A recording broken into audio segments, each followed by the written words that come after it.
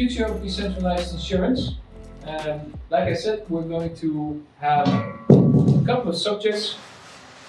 What are we going to do in terms of our aggregation on the buy cover side, on the staking side, and then the tooling that we've actually developed, plus what we're going to do, our vision for the future going forward.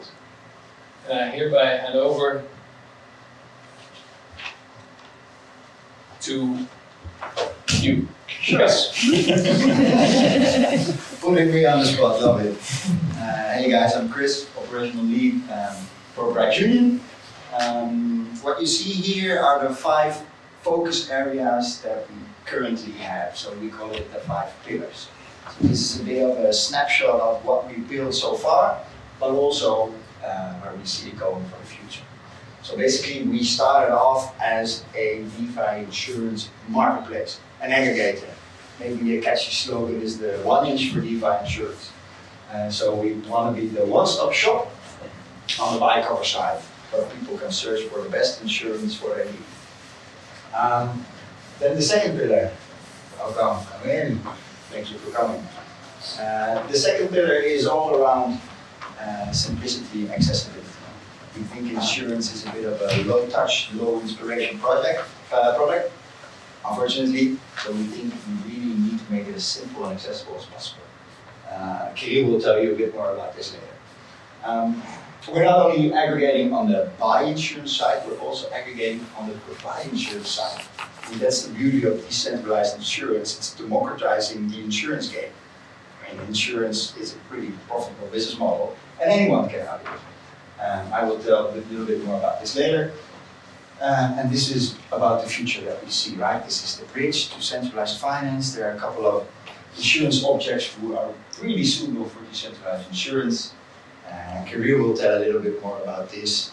The metaverse, everyone knows it, it's coming there. Multi-trillion-dollar industry, where you can also use your assets. Any questions so far? No? Let me continue. Maybe first a bit about this, right? The bigger problem that we're helping to solve. I mean, DeFi is developing at a neck-breaking speed, right? I just checked this morning, current TVL around 200 billion. Start of 21, it was still 10 billion. I mean, with these huge opportunities and possibilities, we all love it, it helps shape our financial future and freedom, but it also brings a couple of drawbacks and setbacks. The best hackers and exploiters and other people, charlatans, are attracted to this. And that ends in that the crypto community on average uses almost $200 million a week into exploits, scams, and hacks. I mean, what you see here is every investor's or user's nightmare, right? You have a position at a platform, you're staking, and then you hear it. Rug pull, hack. I mean, I think this is a quite compelling overview made by Elliptic. Q4 2021 is not here yet, but I'll help you do the math, as I know the number here. Over 10 billion was lost in 2021 alone due to hacks, exploits, and scams. If you compare that to the current TVL of DeFi, that's almost 5%. But maybe 2022 has started off better? No. I mean, February, the wormhole hack for the Solana bridge, 300 million. March, roaming hack, 600 million connected to Axie Infinity. And just this Sunday, hackers don't take Easter breaks. Beansprout was exploited, 170 million lost. There are all sort of protective measures that we can take, security audits, internal policies, bug bounty campaigns. But DeFi wouldn't be DeFi if there was also a community-based solution to help tackle this issue. Let me hand it over. And hello guys, and that's where Bright Union comes in. I'm Steven, product lead at Bright Union. Can you guys hear me properly? I want to see a thumbs up from Michiel and Lang aan de front. Yeah. Yeah, perfect. So what we offer is insurance against the risk of being hacked. Of course, all the DeFi protocols need to do the work themselves to improve the security. But as long as innovation continues to go at a rapid pace, mistakes will be made. So users can protect themselves against hacks and smart contract failures, against their custodians being hacked, and against stablecoins depegging. The impact of this is a more educated and confident investor base, which will increase the overall TVL of DeFi and push for mass adoption. Also, we are striving to make the DeFi space more user-friendly, and all of our insurance products are done in a decentralized way. And Michiel, can you tell the people in the audience a little bit more about how decentralized insurance works? Yeah. Thanks. Maybe before I give an answer to that particular question, there's maybe also good to think through how insurance traditionally works. There's a risk that has two main parameters. One is probability and the other one is impact. And if you have a risk that has a low probability and a high impact, then it actually makes sense to pool the risks with many different people, because if you pool them, they all become variable, and the idea is that from the small money that everybody pays in, the premium, you can actually pay all the potential risks, the impact. Now, what you see, there's a little bit of a weird thing, is that ultimately, if you have a small risk pool, statistics don't work.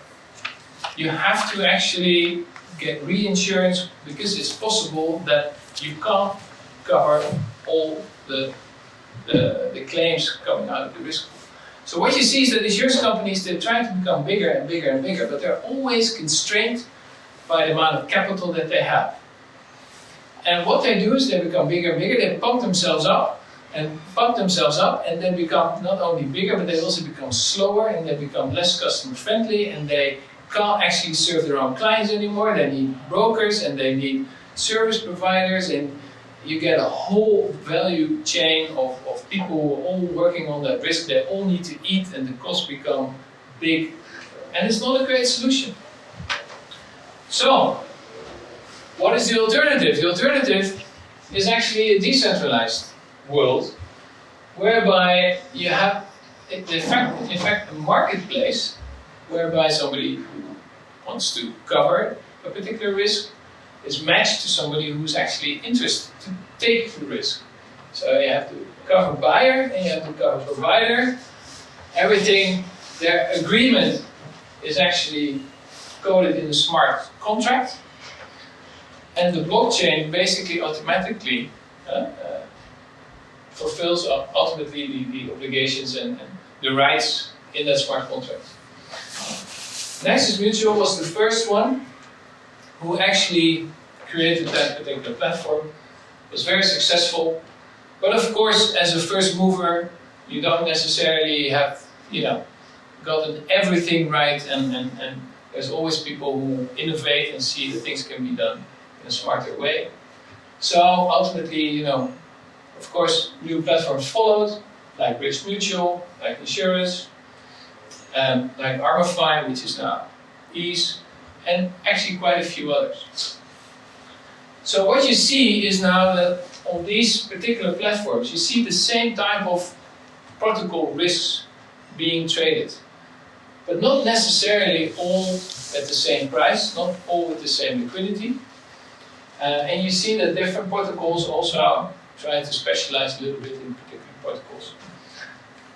So what we felt that ultimately, in order to keep it simple for the user, is to actually start aggregating all these different prices of these particular policies traded on those particular platforms, with whom we actually are integrated, so that ultimately from one particular interface you can actually get different quotations, and you can actually buy the particular coverage you're looking for.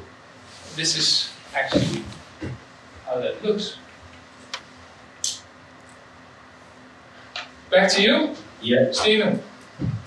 Yeah. So we are proud to say that as of today, Brand Union is the leading aggregator of DeFi insurance. We provide coverage of over 220 DeFi protocols exchanges and wallets, and it gives us the biggest offering in the market. We integrate with the biggest players in the market, as Michiel has said, and as of today we have covered already for over a few millions in assets. What we feel that the next battle in DeFi insurance is not actually about the insurance product, but about customer friendliness. And now Kirill is going to explain how we are making sure that DeFi insurance becomes more easy for everyone. Hey, Kirill. Here we go. In app coverage. So, yeah, my name is Kirill and I take care, right? So the guys actually explained really good what we are doing and why we are doing. So I'm not going to repeat on that. But we are the tech company, so there is a tech behind, and the tech is brilliant. As you know, it's all based on the tech called blockchain. Does anybody love blockchain here? Yeah, exactly. It's not only about investments, which all of us like, and the price going up, but also about the new aspects which are. I'm as a tech guy, I can tell that for sure. So, few great aspects is that the code is transparent. The code is mostly open source. The code is there, easy to integrate with, and that's exactly what we do, right? So, for instance, in the past, in order to integrate with any insurance company, you had to deal with their IT department, ask for their APIs and stuff like that. And now you can basically just look at the smart contracts and then find the aspects where you can integrate with and then basically building stuff on top of them. And we are building on top of them, some of them. Yeah. So we always wanted to be as close as possible to the actual sales channel. And apart from this beautiful app that you can see, we always had in mind that, okay, so if you think pragmatically in how we want to scale, people will not be attracted, even looking at that, they probably should, but maybe they will not be all coming to our app to find the best cover for their needs, but our sales channel should be integrated into the actual place where people would need it. That's why it's been, we thought about our SDK. SDK stands for Software Development Kit. And how we position it is basically 3 lines of code that you can incorporate all the industry out there globally, right? So if you have an application and with just 3 lines of code, you can get the best prices from all the decentralized insurance world, regardless of where they are, and as I said, the best offer. We managed to basically we succeeded in that back in perhaps December, and our first launching customer was Donkey Finance. And Donkey Finance is their social farming application where people can put money into somewhere. And what we offer them, and what exactly already in life, is that people, along with investments, they just can click their one checkbox and cover all the assets against them being hacked potentially. I could tell you about tech all day long, but I am not end on use that yet. But please approach me if you want to know the more details and how we deal with it, what is under the hood. Yeah?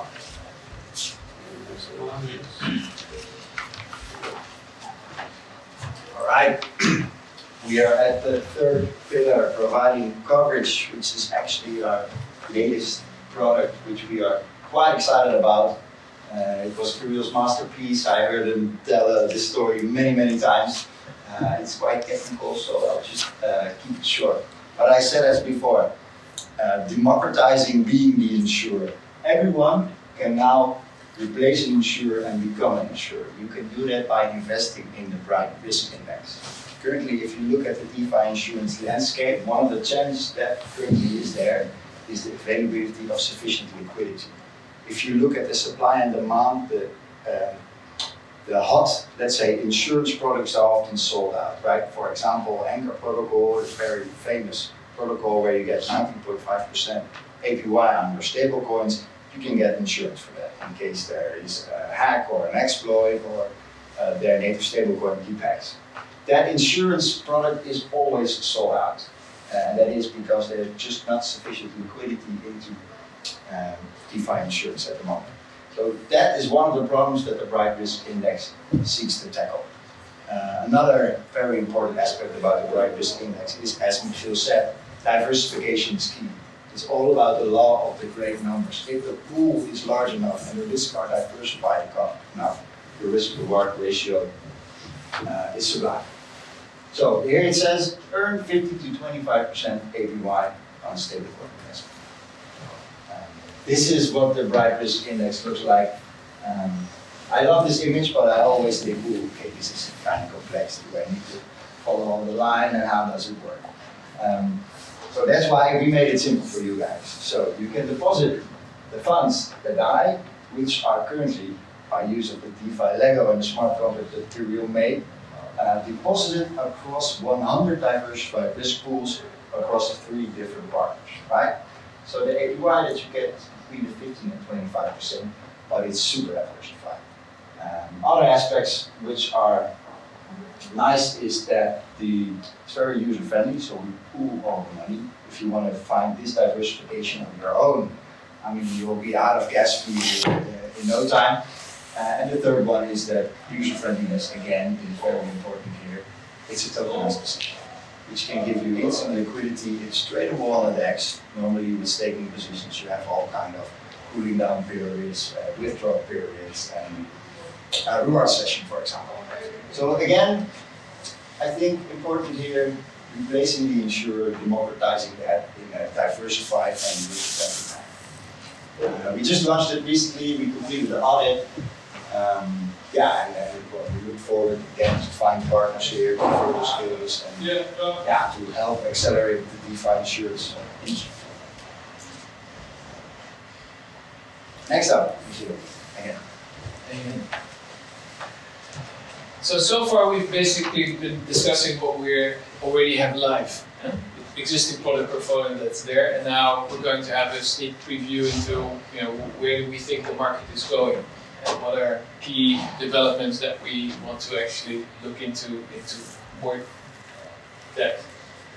Now, one of the things is that the traditional insurance side is very conservative, and we believe that we can actually be a bridge between the traditional insurance business and the DeFi insurance business. Why? Because we have actually capabilities in-house, both from the traditional industry, from the tech industry, and also people who have been actually been on both sides. Now, why is that idea of this central insurance company that becomes bigger and bigger and bigger, why is that not the best solution? Why is it potentially more interesting to look at decentralized, and how can we bring decentralized into the traditional insurance industry? Let me give you an example from another industry, which is the Event Horizon Telescope. 3 years ago, it was for the first time possible to make a picture of a black hole.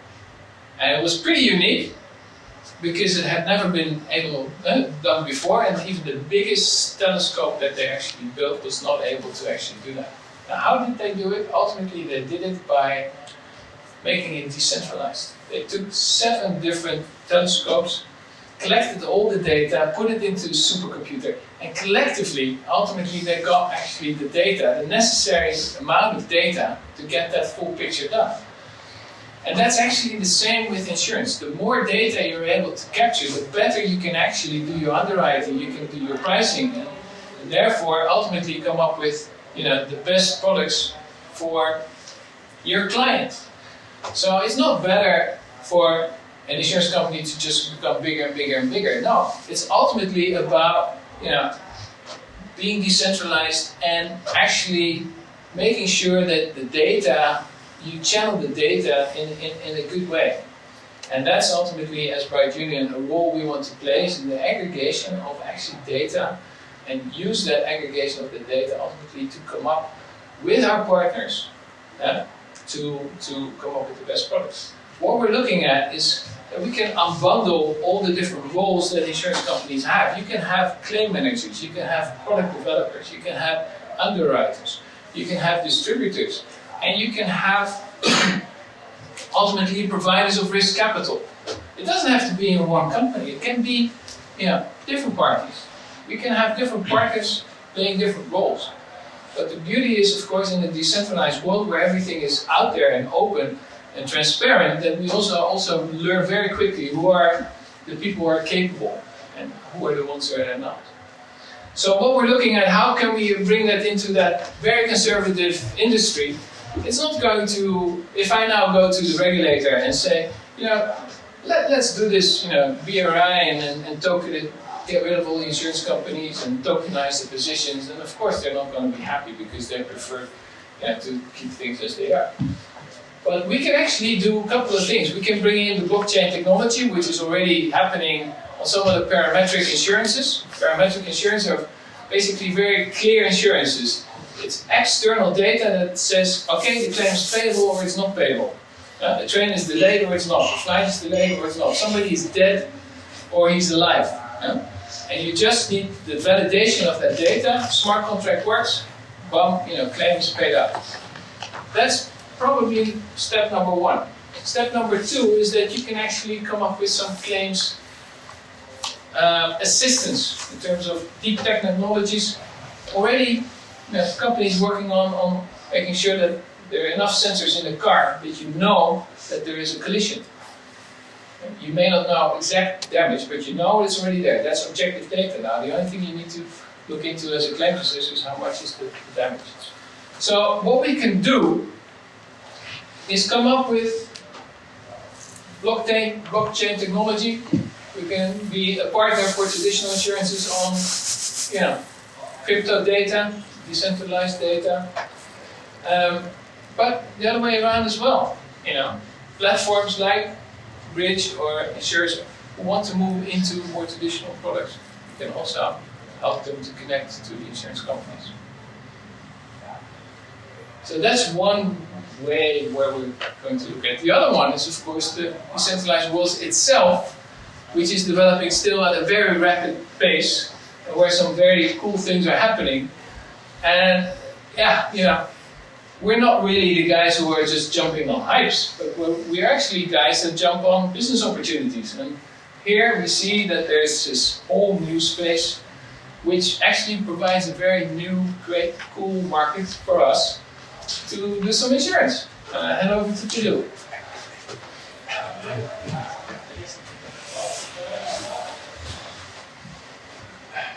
We have crazy stuff now. Universe. Boom. Last. Okay.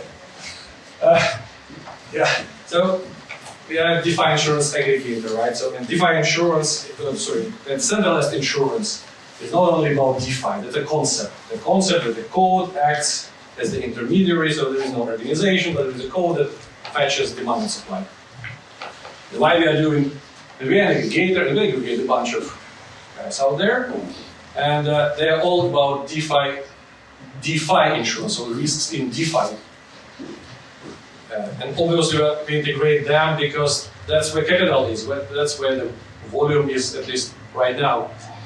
Why has it happened? It's basically we think that it's because it's the target buyer of the covers is the one who is crypto friendly, right? So one who has the crypto funds, has risks, and he can purchase. So this is the topic, that's why we're on top of that. The beauty is that us as an aggregator, we can pivot, we can adjust who we aggregate and which industry goes. So this is DeFi, that's clear, but maybe there is something else is cooking up. And yes, it is. So,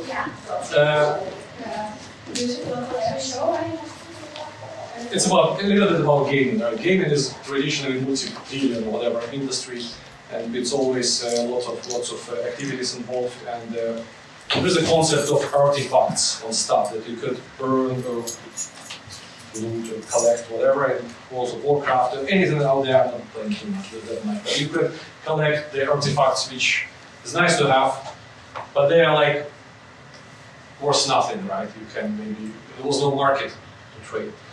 Now I think we are seeing that it's going to change now because the adoption of crypto. For so many years we've been talking about crypto adoption, and it still hasn't happened, to be honest.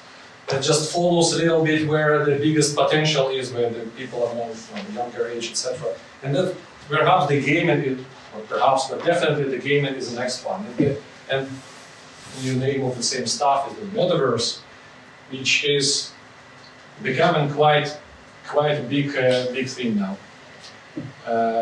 Yesterday I was just talking to the guy at another venue, and he was saying that they also our potential partner now, perhaps. But what they are doing is that they are considering offering the insurance, crop insurance, but in metaverse. So there's a game out there where you can grow your crops, play the earning concept, of course. You just grow, I don't know, water, I'm not sure what, but it keeps growing and then it brings you some money.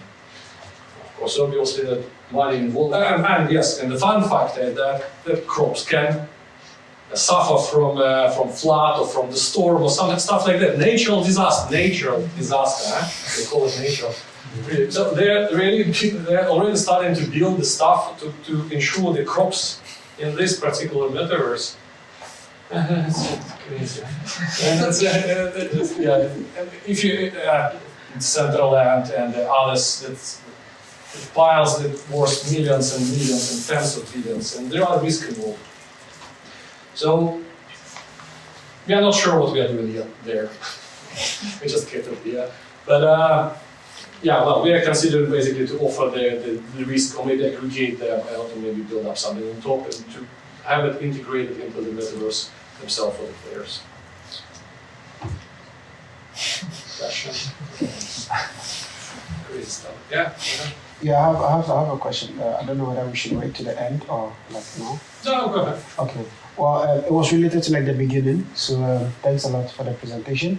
I wanted to ask, do you guys, like for policy holders, do they need to KYC? Yeah, blockchain maximalists, right? So there is no KYC. No, it's fully decentralized. It's permissionless.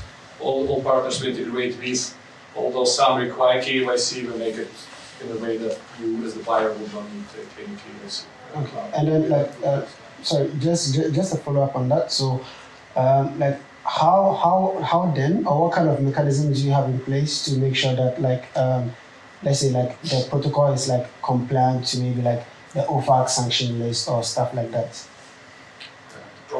Which protocol? They're like bytes. Can you repeat? No, I was like how then, like what kind of mechanisms do you have in place to make sure that like you are a bit more compliant to maybe like an address that has been sanctioned on the OFAC list or something like that? Because I mean, like someone can hack something and just throw a few millions into your protocol and then it just affects everyone in the way. Yes, yes, they can. And we actually expect it to happen. So if we can potentially see that some big buyer buying the cover against the hack of Aave V2, multi-million cover buy, and then 2 hours later it's hacked. Possible, really possible. And they will submit the claim and they will get their 2 million or whatever. But do you think that like in the world that we are moving into, like do you feel that it will get to a stage where you will have no option but to be compliant, because we are going to have a system where we have like regulatory compliant, like let's say like teams, and then we are going to have like the normal DGen teams, and it's going to be very unattractive for like the average person to buy policies from, let's say, a protocol that is not really compliant, because you may have a situation where a hack happens and then the protocol decides not to pay out. Oh, it's absolutely right. It's a big issue, I think, for the whole industry. Yeah. So what we've decided is to set up everything in a proper manner, in terms of how we set up the business. Indeed, KYC our initial investors. At the same time, we also realize that the market isn't ready yet to do everything whitelisted. Yeah.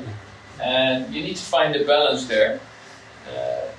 And for every product internally, we've also said, that if that TBL gets to particular numbers, then we need to work on that. Yeah. And KYC is not solution.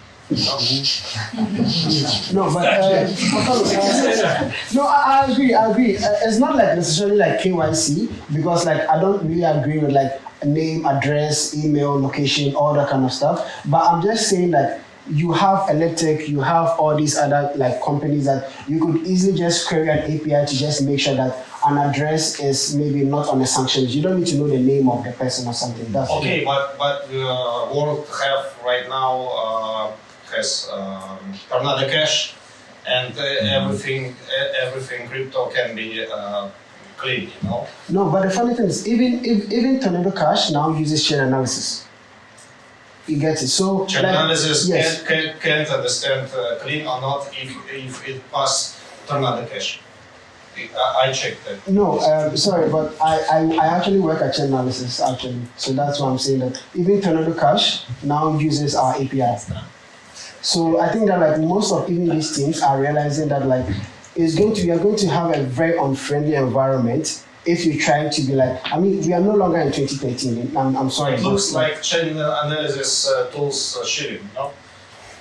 No, but isn't the answer that the question is who pays, right? And right now, KYC is basically offloaded onto the banks, onto the insurance companies that have, you know, it's not their problem, it's the government's problem that wants to chase tax dollars or chase, you know, the anti-money laundering, whatever.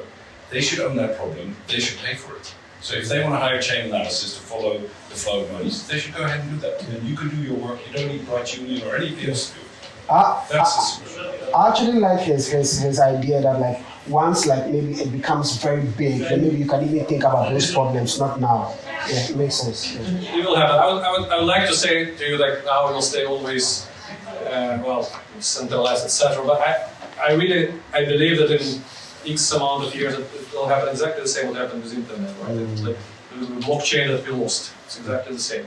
It will be the same. Yeah. So one last question. So I was in the Ammo fire. I think was it Ammo? So I was in the Discord a couple of months ago, and then the hack happened, and then they decided like the whole community decided not to pay the providers the providers that like bought the product. So in this case, like, do you have any mechanism that maybe like the whole community can decide if to pay out an exploit or a hack, or automatically as soon as any exploit happens, you have to pay out provided someone has bought like the car? Each of those we integrate with sources in different ways. So some are better, some are more decentralized, some less. But maybe for your information, we're an aggregator, so basically you can buy and manage your portfolio from our interface. But basically what we do is we connect to Nexus, we connect to Bridge Mutual. The actual claims management, claims settlement is done by them. Okay. Yeah, and almost all of the claim processes are almost all similar. Okay. So they have different stages where you have different voting mechanisms, and they are actually set up in a way that you shouldn't vote against what the truth is, because then you will lose your own assets. So if they vote against it, then I hope it was for the good. well, all right, and one last thing.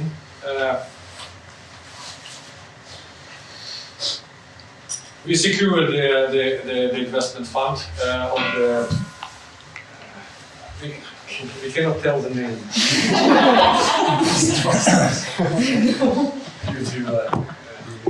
But it's one of the leading VC, crypto VC in Europe. The most important is that we have now access to large portfolio of their portfolio, and we are all willing to help. They are actually helping us to get in touch with their hundreds of DeFi products out there. That's why we are starting to talk about metaverse stuff and stuff which we never would thought that would be possible. The future looks bright. Thank you.